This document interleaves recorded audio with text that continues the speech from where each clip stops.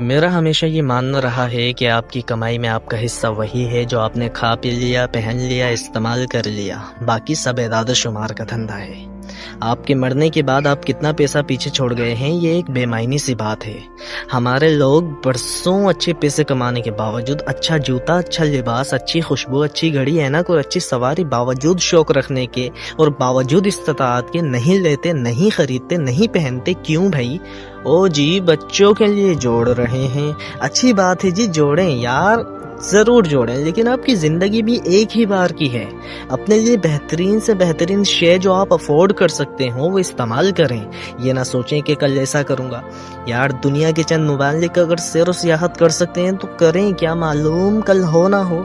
آج آپ کے دانت ہیں تو اخروٹ کھا لیں میری جان، کیا معلوم کل اخروٹ تو وافر مقدار میں آپ کے پاس ہوں لیکن کھانے کے لیے دانت ہی نہ ہوں۔ ایک مرد کی آؤٹ لک جو پہلی نظر میں ہوتی ہے وہ اس کا پہنا گیا جوتا، لباس، ہاتھ پر موجود گھڑی، لگائی گئی خوشبو اور سواری ہی ہوتی ہے۔ آپ کیا کہتے ہیں اس بارے میں؟ اپنی رائے سے ضرور آگاہ کیجیے گا۔